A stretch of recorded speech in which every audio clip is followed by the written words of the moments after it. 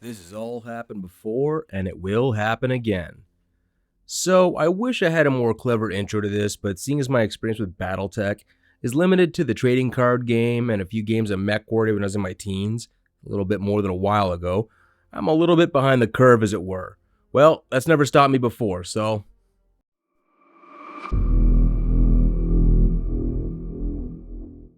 Welcome back to another episode of A Tanker's View with me, your average tanker, Tony. This week, at the overwhelming request from my comment section, I'm going to try and give Battletech the old Tanker's View treatment. I managed to get my hands on some of the older technical readouts, as well as looked across Sarna for quite a while. Now, I'm no lore master on this subject, but it's an interesting tank nonetheless. Before we move into the meat and potatoes of today's subject, maybe you would do the YouTube thing, like, share, and subscribe. I'd really appreciate it. It helps me in the algorithm. And as always, thank you for watching. The Manticore, the premier heavy tank in the Battletech universe. It has the notoriety of being one of the best and most powerful tanks within its universe. Well, let's take that to task then, shall we? Given that I've mentioned that I'm more or less unfamiliar with this franchise, I'm going to take baby steps on this. There's going to be a lot of speculation. I'm going to try and tackle this in 4 parts. Its inspiration and its role, its specs, its loadout, and some soft factors. And then I'll top this off with some whatever improvements I would like to make to this vehicle. The Manticore. As soon as I saw this, I knew where this was exactly inspired from. I don't know if any of you are familiar with the M4 Sherman Calliope, but if not, here's a picture.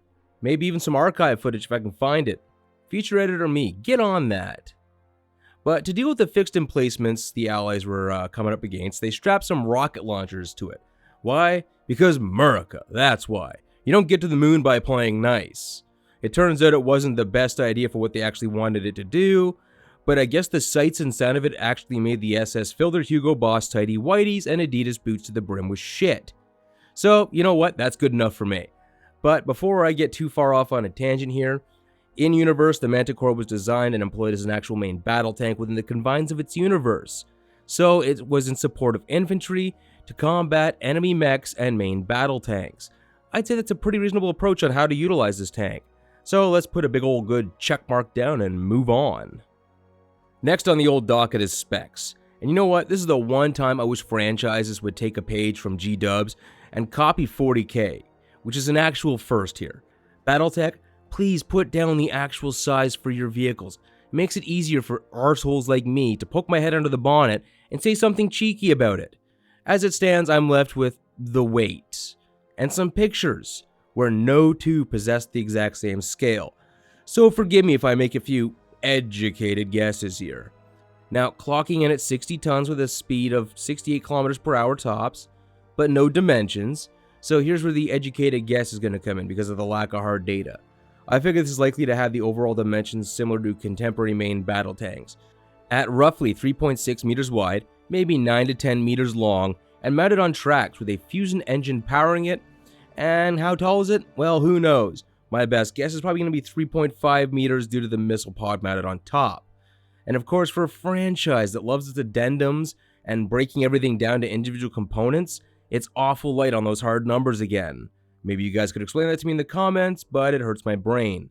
The weapons this thing packs are a large PPC, 2 missile packs, one short and one medium range, a forward turret-mounted medium laser beam. For those not in the know, like myself, a PPC is a particle projectile cannon. So, essentially your standard sci-fi particle beam gun. It fires protons out near the speed of light and is capable of vaporizing 2 tons of armor in 3 shots, with heat and kinetic energy, allegedly. This is where the universe makes me a little bit happier though. They take into account the waste heat of weapons when fighting. This thing comes with 13 heat sinks in it to deal with this problem, even though the term heat sink is a bit of a misnomer. They are forced vapor condensation heat pumps, which forcibly remove heat from components to a graphite radiator. It works similar to heat pumps we have today, but obviously with more spacey sounding materials. It follows this up with an independently traversable short-range missile launcher on its turret, and a medium-mounted missile launcher on the right side externally, same side as the laser turret. This is where my frustration sets in, mostly because I'm unfamiliar with the lore, but there's no convertible ranges for these weapons I can find outside of a minimum firing distance of 90 meters for the PPC, So I don't know what the range of these weapons are going to be, if they're over the horizon, if they're just short range direct sight, or if it's only got a range of like say 500 meters. Again, if anyone has hard data on this, please put it up in the comments where I can find this. I tried combing Sarna and came up with spades on it. Coming up on soft factors, I take some issue with the use of the PPC, and this is why. Now, I'm not saying that energy weapons can't be used in a tank, but seeing how this is portrayed as a 4-man crew, I'm assuming 2 to 3 of these guys are going to be in the turret. Now, because this thing has to use a lot of heat pumps to keep this from overcooking, why wouldn't you make the turret remotely operated like the T-14 or the Abrams X? It might save you from giving 3/4 of your crew all of the cancer.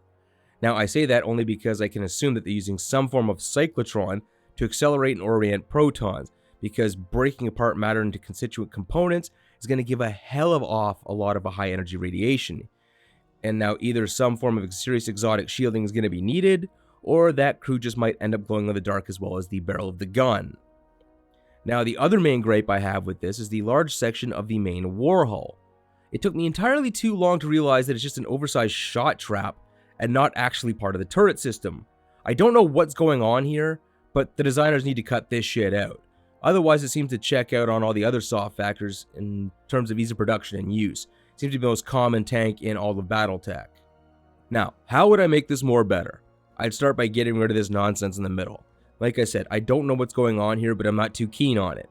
It's contrary to proper armor design and sloping of armor. It reduces the traverse of that medium turret laser, and it seems kind of extraneous. Next, let's take these effing missile pods and put it somewhere it doesn't double the profile height of your tank. I don't know, like in the rear in a VLS position. A simple tracking and acquisition radar could easily replace that massive mount and keep your profile lower than it currently is. Let's face it, you're taking off against units that are larger and have better elevation and position than you. To counter this, you become as low profile and as fast as possible, because no matter the battlefield, the basics don't change. And finally, I would automate that turret. It doesn't seem too far-fetched that a civilization that can build walking mechs to be able to master the concept of remoting your weapon systems here. Other than that, it seems rather well-rounded and grounded in reality, even being from the future. I'll give it 4 oil cans out of 7 potatoes. Anyway guys, if you've made it this far, you are absolute legends. If you like my content and want to buy me a coffee about it, my link is down below. Also again, feel free to share, like, and subscribe, and as always guys, thank you again for watching. We'll see you next time.